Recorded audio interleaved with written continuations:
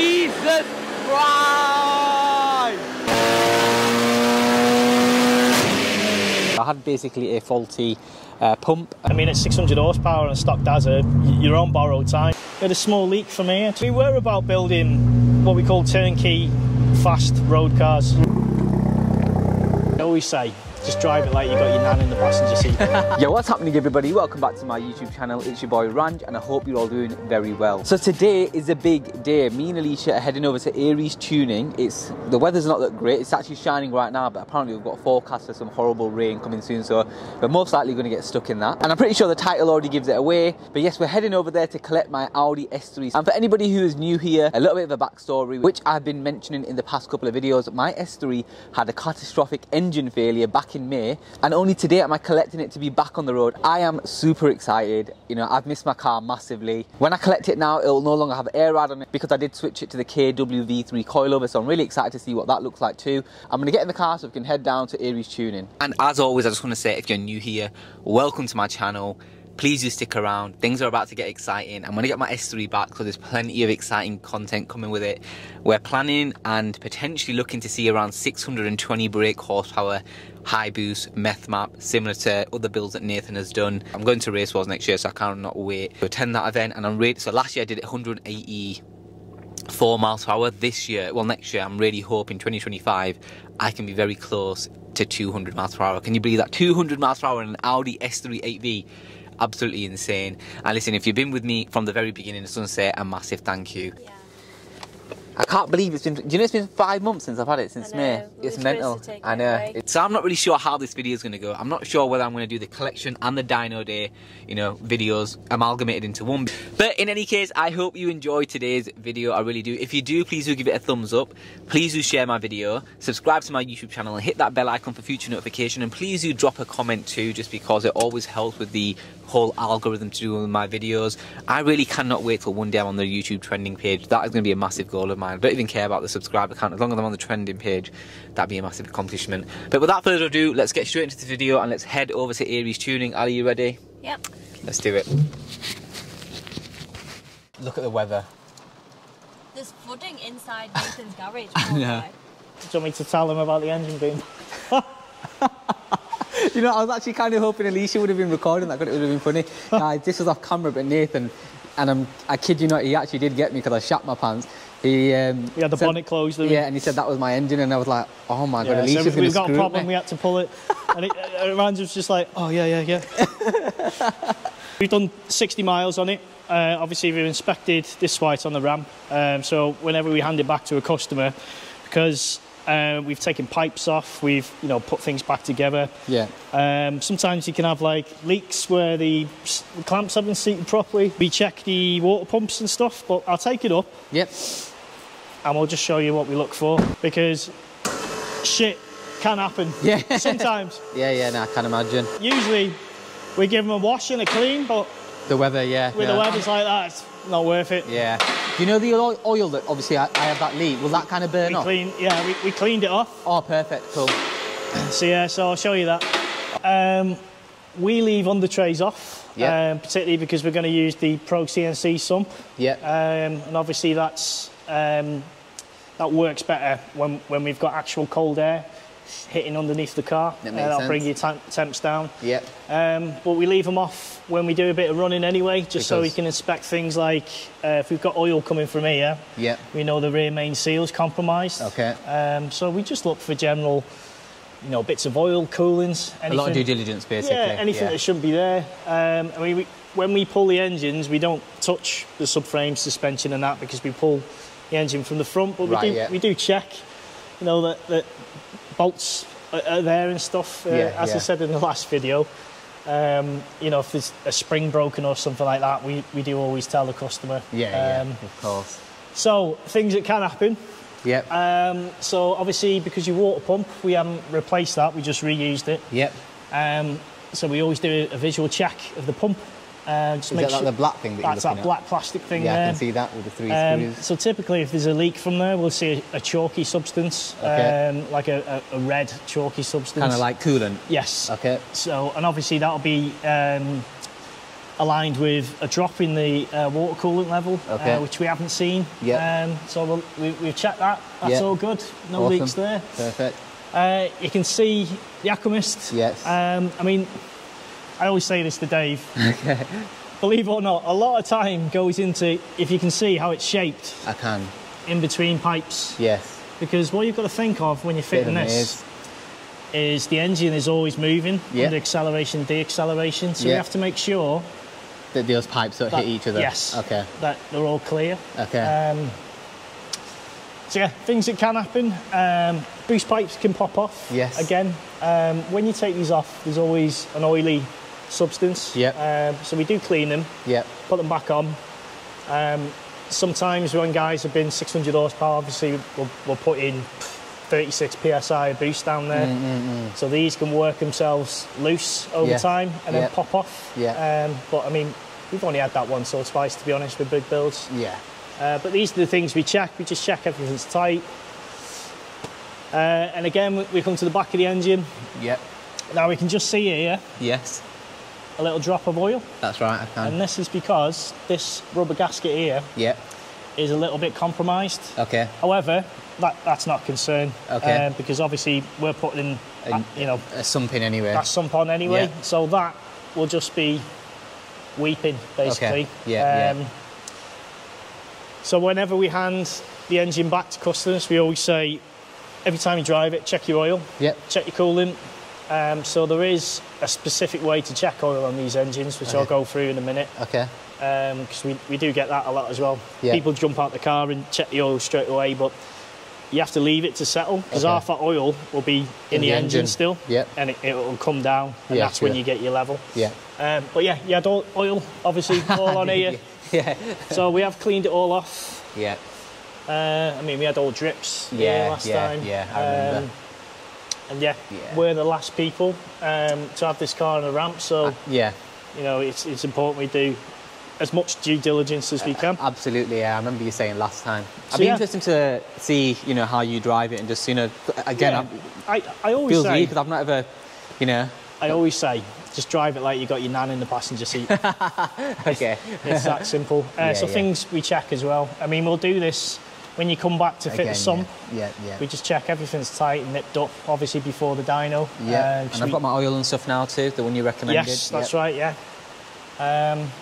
so we'll pull it down. Cool, talk about, obviously, the Aquamist and stuff. And then we'll go out for a little drive, and I'll just show you exactly how I drive when we're running in. As I mentioned, the geometry will need setting up. 100%. I'll try. I need to book in today with the guy who I get it done by, so hopefully I can get it done on the Monday. Right, okay. And I was going to ask you, what time, you know, what time do I need to be at Unicorn? 1 o'clock. 1 o'clock, perfect. Cool. But what we'll do is we'll probably get you to come here in the morning. We'll do pre-dyno checks. So we boost leak test, we just check everything's all good. One thing we did have, we had a small leak from here, just where... is that fuel pump? Yes, so this is the fuel line. We did have a small leak from here, but we tightened these. I mean, ideally these should be replaced fuel clamps. And what I'll do is I'll get some. The fuel clamp basically gives an even surface area of clamp all the way around in a complete circle, whereas a Jubilee, it will pull tight on one side more than the other. I mean, with fuel lines, water lines, you should just use the right clamps, really. Okay, cool. But it's fine anyway. Will we do that on the day it comes back for the sump, or the day, or the pre-dyno check? Pre-dyno. So when you've done 500 miles, it should be thereabouts the day of dyno tuning. So if you come back in the morning, what we can do is we can check the car, change your sump. Okay, cool. Put the oil in. So all in one. And then we can go together then. Sounds sweet. So moving to the back, you can see we've got our Aquamist system. So we do try and install it as neat as we can. It looks extremely neat, Obviously, it's a big bulbous tank, so there's no hiding that. And then you've got a EcoTune low pressure pump. I do, So what happens with these pumps, when we start pushing power and boost, we have to increase the duty. And these upgraded pumps, they run more current than the stock fuel controller can handle. So more often than not, the stock fuel controller will start overheating, the car will cut out. You'll start getting fuel cuts and stuff like that. So we've put in a Torque Bike PM4, great bit of kit. I mean, we run this fuel controller on that Monster Cooper we did. Yeah. So that runs 2 Walbro 450s. Wow. So that'll be more than enough. Yeah. So let's just ensure you've got good fuel pressure all the time. Yeah. So yeah, so obviously the car's not going to be using Aquamist at all. No, absolutely. I'll roll it off the ramp. Yeah. We'll just show you where the controller is, what we do with the controller, Yeah. where we've put it for now, because come dyno day, Rick is going to have to mess around and whatnot. Yeah, He's going to he need needs that. access yeah, to yeah, it. of course, yeah. And then after that, we can hide it away then, Yeah, so of there's course. no prying hands. Yeah. Cool. Right, I'll pull it off. Awesome. It's the first time I'll be hearing it like turn on as well in person, so it's awesome. Here we go. Oof.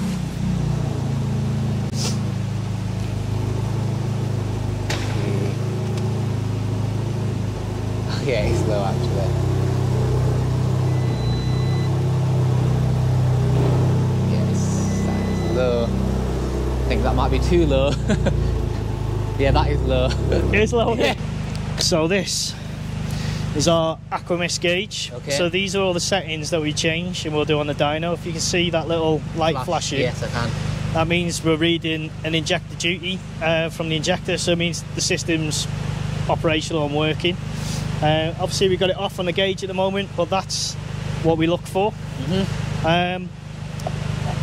So I'll just put that back together because you won't need to touch that. Okay, no problem. So yeah, so jump in. But the main thing basically that you've said is keep within the speed limits, and also every now and then just kind of like fluctuate through the gears. I mean, the engine should sound no different than stock, really. It doesn't sound any different from yeah, stock. It literally sounds like it was before everything happened. And that's how. I mean, you'll notice it will sounds feel smooth as well. Yeah, it'll feel tighter and smoother. Yeah, but yeah, like it sounds absolutely amazing. It sounds literally like a stock engine. Yeah. And that's what you want it to kind of be like. Do you know what I mean? Yes. For it to kind of emulate like an OEM kind of feel, really. And this is it. Those comments on that MQB tuning page where people are saying, you know, you can get more power, do this, that, but you're always sacrificing drivability. Exactly, yeah. So I always find that people who say stuff like that are not willing to do it themselves. Yes. Do you know what I mean? So it's easier. I could just jump online and be like, look, why don't you do this? Why don't you do that? But doing it yourself it's hard. Do you know what I mean? It is, yeah, it is. It's, you know, Rome wasn't built in a day, so. And I love the Dazza comments. You know what I mean? Like, why? People don't. I think sometimes people don't realise. It's not like a plug and play, like where you just quickly pop the engine in and you're on your way. It's not like that, and plus, it's not cheap to just find a decent Dazza block. Do you get what I mean? And the thing that everyone sort of looks at is they think that the Dazza engine is more capable than this engine. Yeah. Whereas in stock form, I mean, it's 600 horsepower on a stock Dazza. You're on borrowed time. Yeah, exactly. You are. Yeah. You know, so what you got to look at is if you were to build a Dazza engine, it is twice as expensive as building one of these. Yeah. And then there's, because the Dazza has an aluminium block, whereas these have a cast iron block. Sure. To get the big horsepower, you need to what we call sleeve that Dazza. Right.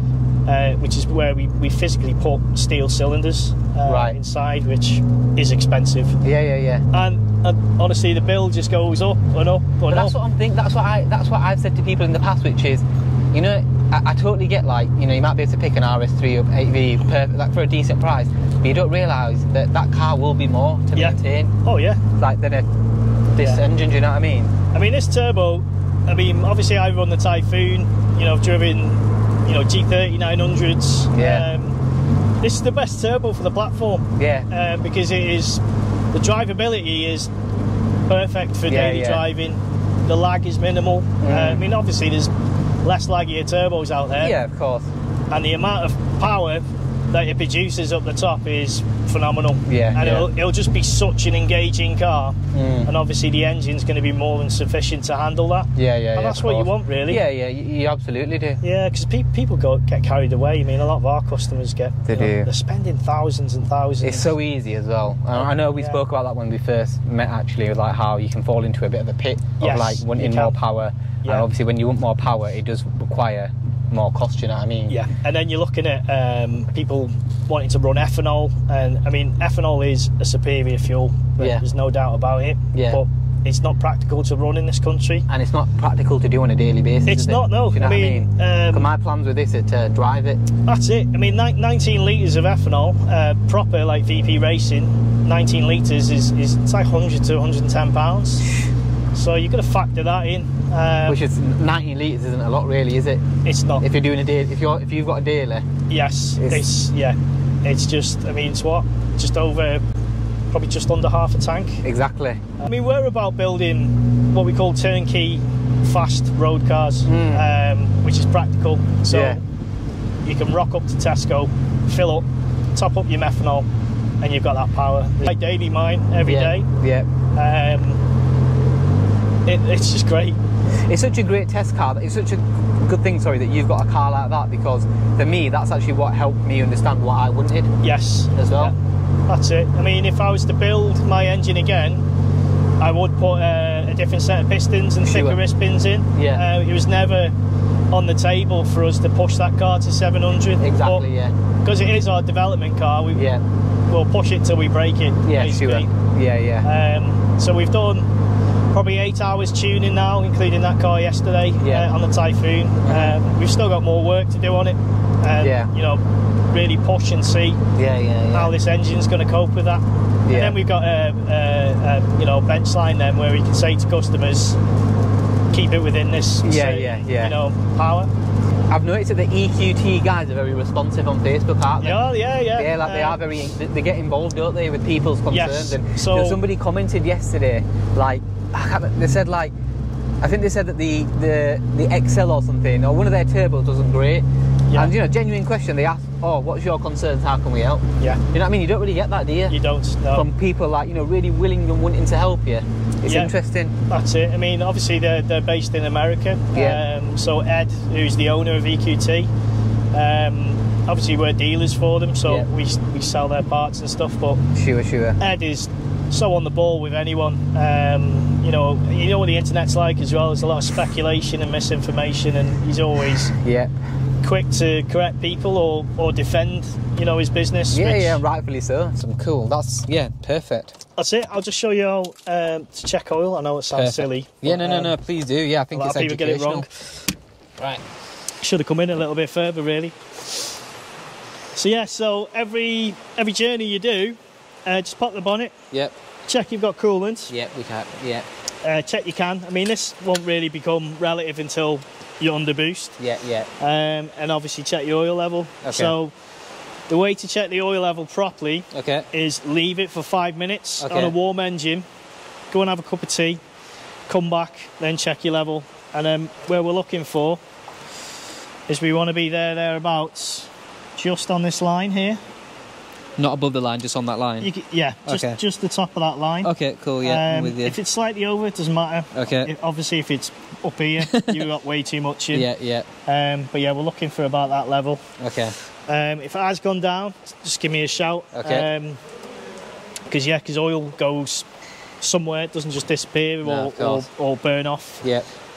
If it does, there's an issue somewhere. Yeah, okay. Obviously, we've never had an oil consumption issue, but things can happen, and we have to explain to customers. Yeah. Because obviously it's a lot of money to have this done. Of course, yeah. You know, we're not one of these people that will say, right, we've done your engine, see you later. You know, what can happen will happen. Yeah. So, you know, we always have to remind customers to check things. If you see anything, don't panic. Obviously, you know, we can correct it. That's the best thing, man, not to panic. We'll correct it. Yeah, it's the worst thing. It's horrible. It is. The next thing I'll show you, I mean, it's going to be in the rain. Okay. I'll just show you the cold start. So obviously, the pistons we put in here, we call them low compression pistons. And we lower compression because we get better cylinder timing. So the more you compress a gas or a fuel or anything, air, the hotter it'll get. Because obviously we're ramming all these molecules together. So stock compression on these is 9.6 to 1. The pistons we use is 9.3 to 1. Okay. And the reason why we use them, we get much better cylinder time in advance, which is where your power comes from. We have colder cylinders, but also we get a really smooth operation. Okay. You know, from the engine.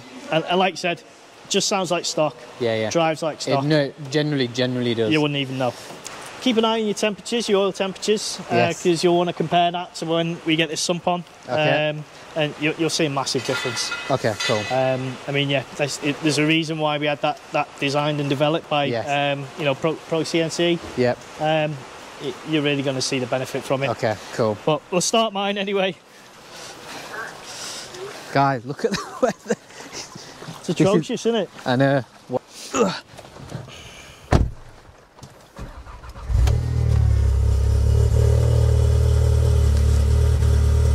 So depending what atmospherics are outside, what temperature, what humidity, cold start will vary.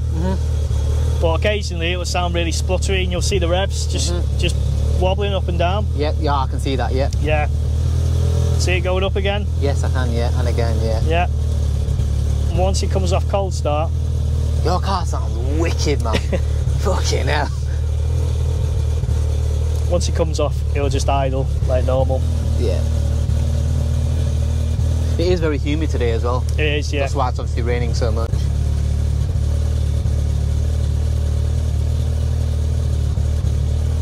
Is that your draggy? It is, Oh, yeah. cool, nice. There we go. There we go. This car it's been hammered. Yeah. It really has. This engine has been put through its paces. As you can imagine at the Yeah, power. yeah, and it's But, your development car, so yeah. No, but it's I still get that. nice to drive, you know. And it's lovely. around It's town actually so nice inside as well. Yeah. You wouldn't, yeah. and that's it. I mean, you can go really silly, can't you? With No, you can. massive turbos, taking your seats out, and Yeah. you know. I'm definitely popping my seats back in. Yeah, it's. I need the sound, you know, because obviously Yeah, it's it too becomes much louder, doesn't much. it? Yeah, it's just too much. So yeah, so Thank you very, very, very much, man. I really appreciate get it. some miles on. Yeah, absolutely. And we'll see you in a week, where we'll put this sump on. Yeah. We'll do a bit more talking about the sump. Yeah. And some other things we've got coming out, and Cool. then we'll get it ready for the dyno. And Yeah, then, I'm really looking. I've never attended a dyno. oh, you'll so love it.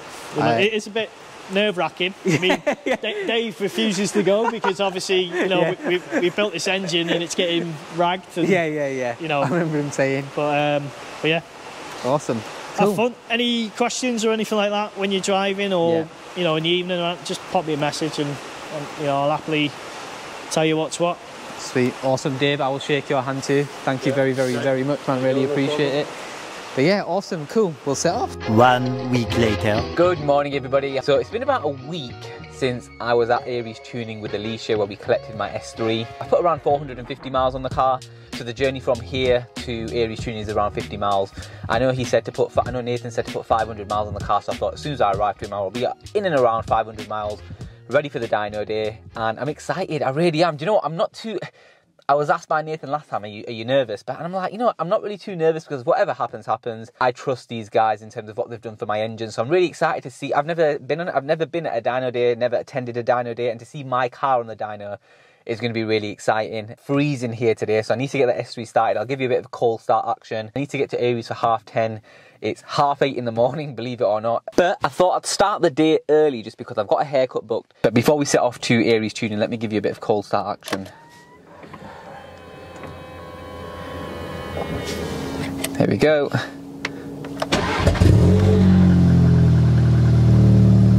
You can hear the car there spluttering a little bit. That's completely normal, as Nathan showed on his Golf R. The weather makes such a big difference to, you know, your cold start. Like I said, it is really cold outside. You can see the frost on the car outside. It's freezing. Hopefully that should melt as we drive through. It's not snowing or anything. I think it's just really, really cold. But what I've noticed in the week I've had it is, you know, I've not been able to put my foot down at all. So I've been able to drive it like on the motorway, don't go past 60, normal roads, literally like if it's a 30 road, I'll be at like, you know, 20 to 25 miles per hour, no more. Because of the V5 and the way Nathan described it to me, the V5 literally, the turbo just wants to kick in. So what I've been finding is there's a lot of turbo surge. So for example, and I got really scared and I had to call Nathan quite early on. So the day I collected the S3, as you know, in the morning it was fine. The rain, I don't even know where it came from, it was horrible. And because the car had really bad geometry, the wheels were literally facing in. By the way, I've had the geometry done, the alignment done, it's perfect now. It was massively out, and I think it was because of the coilovers I fitted. And the drive home was horrible. The car was skidding all over the place, aquaplaning. I could only drive at like 50 miles per hour, it was horrible.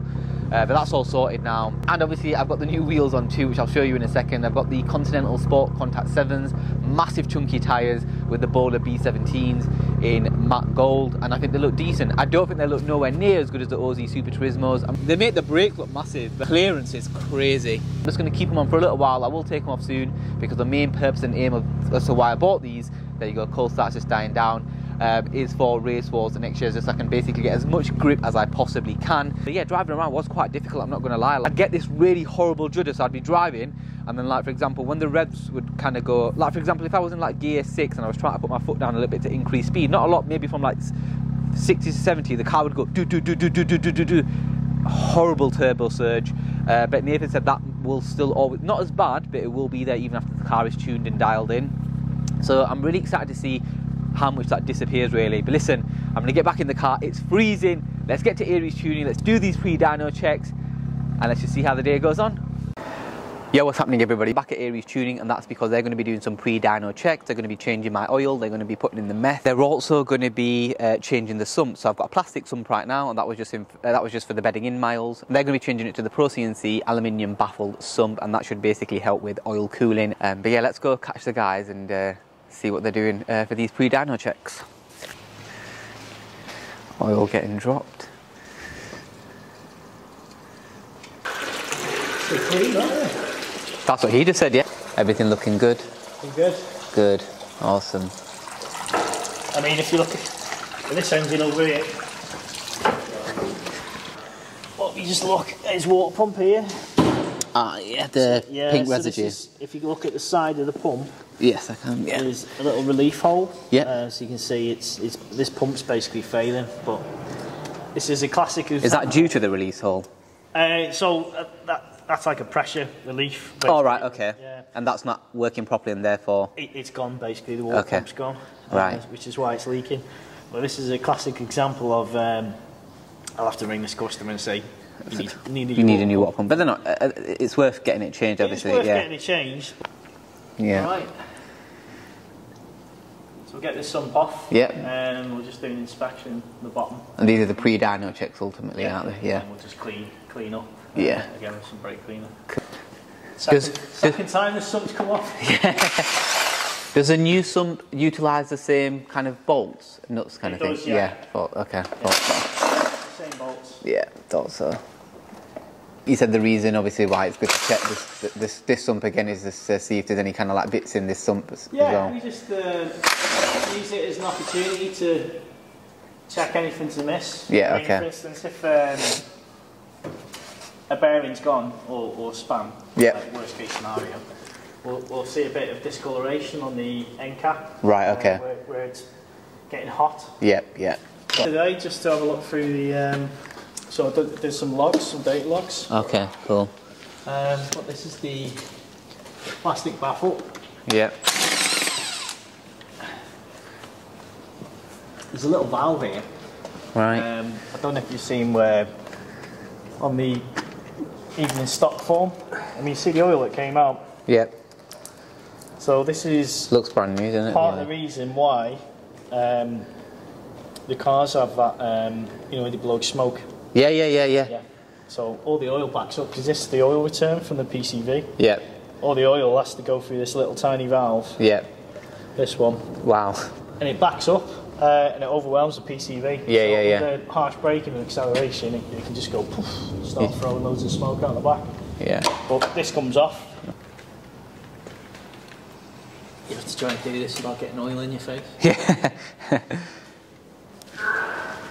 We have found some interesting things in some other engines though. I mean, some people, this sump seal about where it's compromised, some people just put lashings of sealant on it instead. Oh my God. And you find it in the pickup and Wow. everywhere, and then you wonder why the engine failed.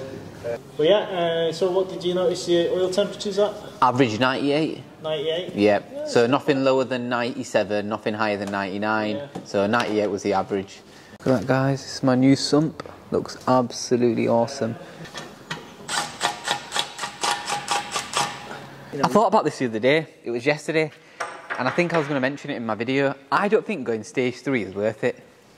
for the money you spend. I really do. I know we spoke about this when we first met, but I really don't, because it's just not worth it. You know, when you start calculating everything. Yes. Like, I calculated everything that it cost me to do stage 3, and realistically, let's just call it like, you know, let's just call it around £5,000 to £6,000 with everything. I mean, when you think about what you could have done, like just gone straight to getting the engine built, and maybe you don't have to go to stupid power straight away, maybe just get like a, say, 500, whatever, way worth it in my opinion. That's it, yeah. I mean, you know, it's like anything, isn't it? If you over-engineer something, then, you know, sit it sort of in the middle. Yeah. That's where you're going to get your longevity. Absolutely. Why, you know, these engines come out the factory, you know, 300 odd horsepower. They can handle a lot more, but obviously from Audi's, you know, perspective, they want it to last at least. Yeah, of course, yeah.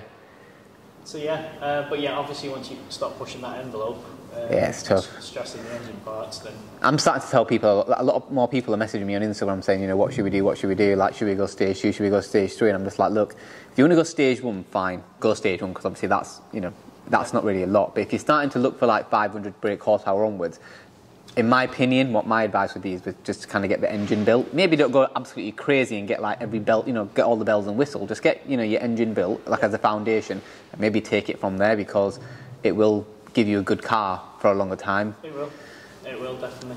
So guys, everything's going well so far. They've changed the sump, they've dropped the oil. All that needs to be done now is the oil needs to be changed for millers, and I'll get them to show you exactly which oil is going in. They're going to fill up the meth with 10 litres, I believe. I think it's going to be a mixture, and again, that'll be quite useful for me to see, because I'll need to know that information. But yeah, other than that, car looks good, and everything's going well so far.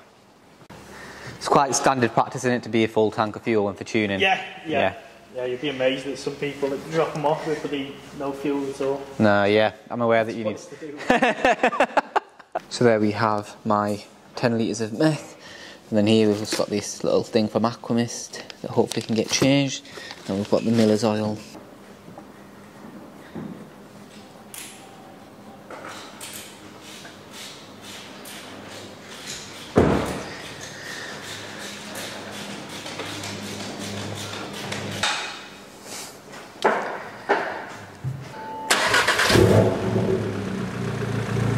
First start with the oil being changed.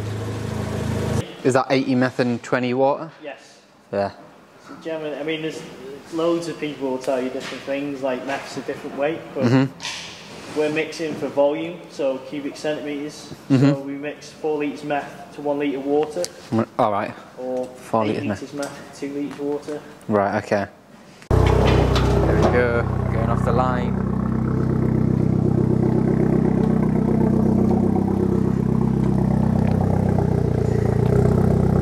Looking wicked.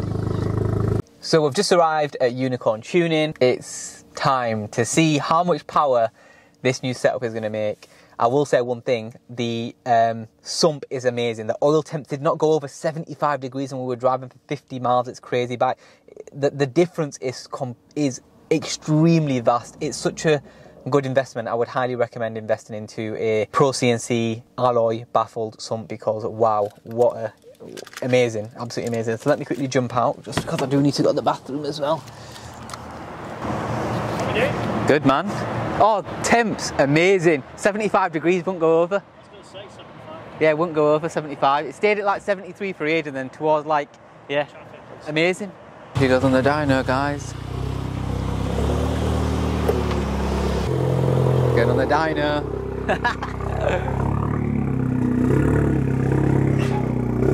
Whoa. That looks so good.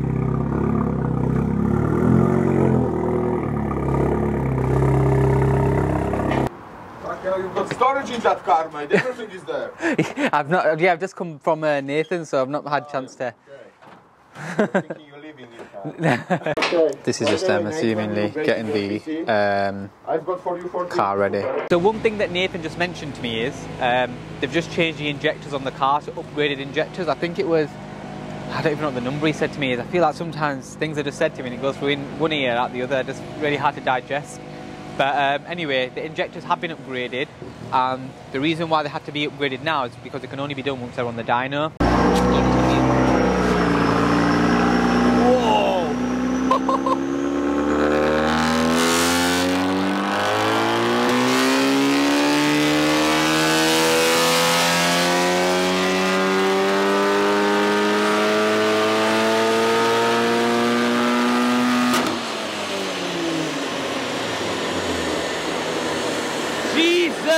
Christ!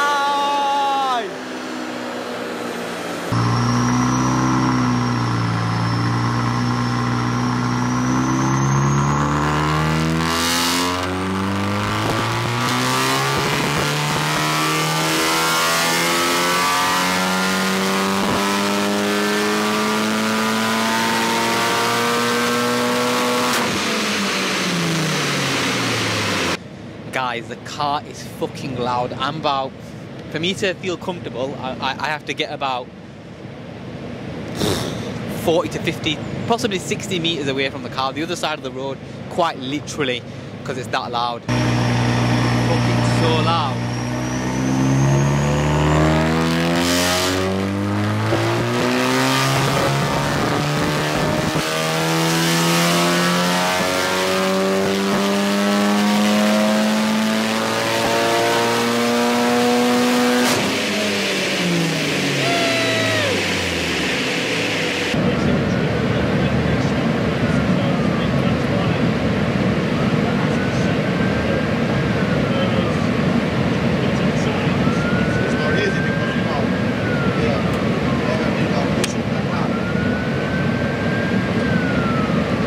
Last time I was here, the car made 550 brake horsepower on high boost, and I've been driving it around at 510 brake horsepower.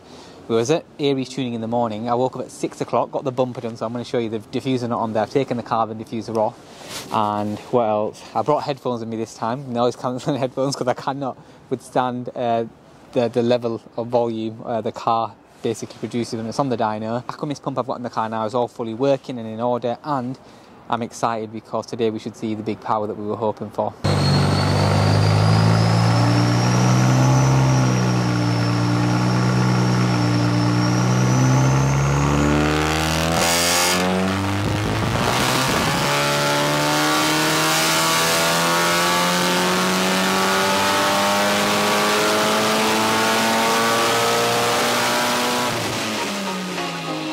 So just like that, the car is all said and done. So now I appreciate that the dyno day finished very abruptly, so I didn't kind of do like a sign off there. And that's because, as you can see, the first day of attending the dyno was expecting everything to go well, but obviously we had a bit of a meth issue.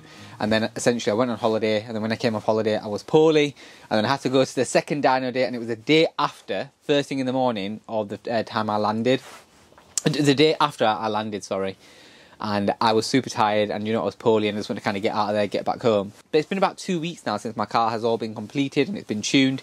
The only thing I will say is that there's a small, tiny leak coming from the sump, and I'm dropping the car off next week to Aries Tune, and they're going to basically rectify it. They need it for a day just so they can see exactly where the leak is coming from. We believe it's like the top right hand corner of the sump where the seal is a little bit compromised, I believe, but that's a very small fix. I've been checking the oil levels, I've been checking the coolant levels, everything has been absolutely spot on. The leak is very, very minute and not concerning at all. And again, these things just do happen really. The sump itself is absolutely perfect, and the temperatures are still remaining low.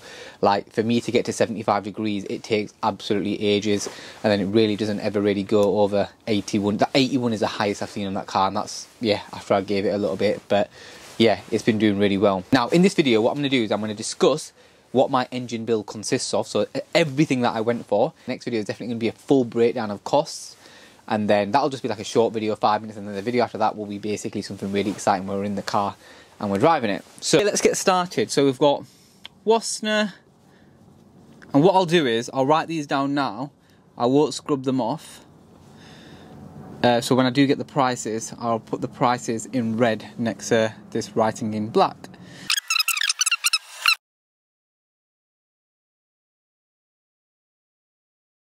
That's everything. The overall service from Nathan and Dave at Aries Tuning is honestly amazing. They just provide me that support that I need with my car and with my build, and it's been absolutely amazing. I would highly recommend, if you want to get your engine built, reach out to Nathan or Dave at Aries Tuning, and they will sort you out. One thing that's missed in my opinion in the car scene is aftercare service. As you know, obviously I've got this very minute oil leak, but you know what, like I was at Nathan and Dave's earlier this week. You know, they thought they'd fixed it. Sadly, they needed more time with the car. I didn't have that much time, so I had to get back. I'm going away again, so when I'm back from that trip, I'm only going away for 2 days. I'll leave the S3 with you. You know, you'll have it for a day, because they also need to install the failsafe for the meth. So I said you might as well do that at the same time. But, you know, Dave said something to me that was really cool. He was like, look, I know it's a bit of a nuisance you coming down to get this fixed, but listen, it's not your problem. And if there are any issues, just call us back and we will get this fixed for you. That's really important to know, that, listen, if anything goes wrong with the engine, they will support. Okay, so power. Right, so initially, when I first went on the dyno day, the max it made on the high boost meth map was 550 brake horsepower. I was really happy with that. I was like, you know what, 550, fine. I'm really happy with that. You know, the one thing that Nathan said, he's driven so many cars, and so many cars have gone to him with various different maps, MRC, EcoTune, and RTEC tunes and whatever. And interestingly enough, my car on the Octane booster map was 540 brake horsepower. When I was driving it around in the low boost map without meth, around 510 brake horsepower, it felt, if not quicker than the 540 Octane MRC booster map. And that's crazy. So this is what I'm saying, you know, about dynos and, you know, mapping. You can get a figure like 555, but sometimes it's more important to ensure that figure's correct. You need to get some times, 100 to 200, 0 to 60, quarter mile. Those times, in addition with that figure that you get from the dyno, from your tuner, will provide you like a concrete figure. It's all good and well saying you've got a 550 brake horsepower car, but, you know, your quarter mile and your 100 to 200 times are way off. So if you're running like a 12 second 100 to 200 time in a 550 hot hatch, that's a little bit, there's something a little bit off there in my opinion. Same with the quarter mile. If it's taking you 13, 14 seconds in a 550 brake horsepower, you know, hot hatch to do a quarter mile, again, something seemed a little bit off there. So it's really important to have the two. Anyway, we got the pump sorted, Aquamist on the job, on the ball. They literally sent it me out ASAP. I noticed something, well, Nathan noticed something, and I never even noticed it, to be fair. So on the front right hand side, the dyno, apparently the clutch was going on it. Unicorn were aware. Rick and Nathan had messaged each other, and he showed me the message. So essentially the clutch had gone, and it was basically sparking. And then when I watched the video just back, and I'll include this now,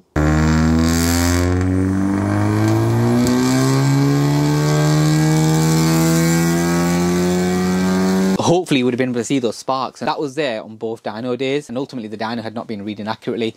The second time it produced 580 brake horsepower and 530 newton meters of torque. I've got the dyno graph upstairs. I'll try and include a picture of it. Nathan said, listen, that dyno, and even Rick said the dyno basically has a bit of an issue. You know, the clutch is jamming, something along the lines of that. Something wasn't right, and it's basically, it's been underproducing. It's something that they're aware of, but I wasn't really going to go back for a third time, even if they got it fixed, so I wasn't too bothered. So the company that builds the sumps, Pro CNC, the owner of that company, Adam, he actually has a Golf R, same engine as mine. I think he's got the same build as mine. His car produced 620 brake. The only difference is he's got a sports car and a BC exhaust, I think. That's the only difference, I think. I think he might have a different intake as well.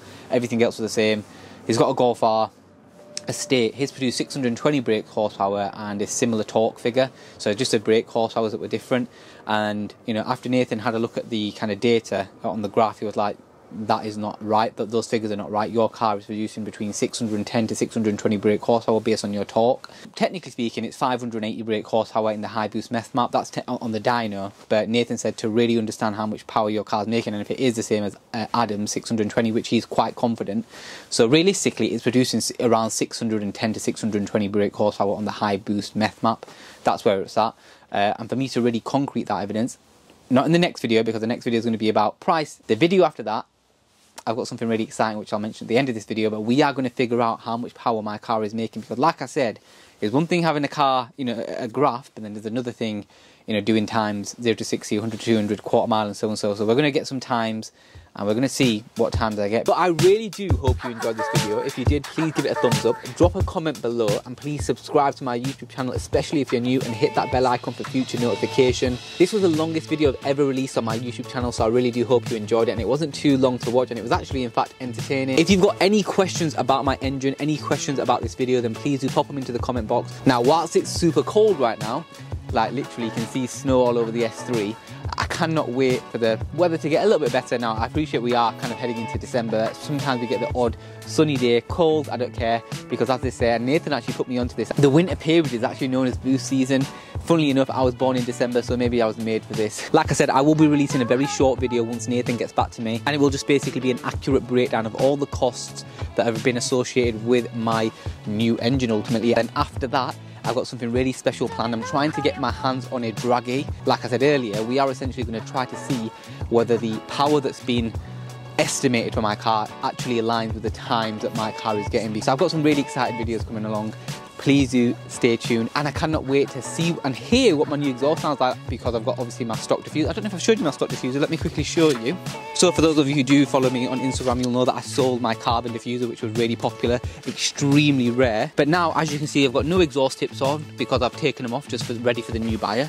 And I've got a stock Audi S3 diffuser. It's actually from CT Carbon. And also a little cheeky plug here. Hopefully you'll know me and my brother have just recently launched our own little car parts accessories business called RM Auto House, where I'm busy trying to develop that too and get the website finished. A few little niggles there, but yeah, I'm excited. And you know, I mentioned this in my previous video, I'm not even really too bothered about subscriber count anymore. I just love creating content, whether it be my S3 or creating content in general. Don't get me wrong, I love creating content with my S3, and that's exactly what I'm going to do. Yes, stay with me, let's go into this journey together, and then I really can't wait. Hopefully next year I can move on to another platform. S3 will not be going anywhere because I love that thing. But yeah, I'm really excited to go race. I'm just excited in general, but yeah. So listen, until next time, take it easy, look after yourselves, and listen, all love from me. Peace.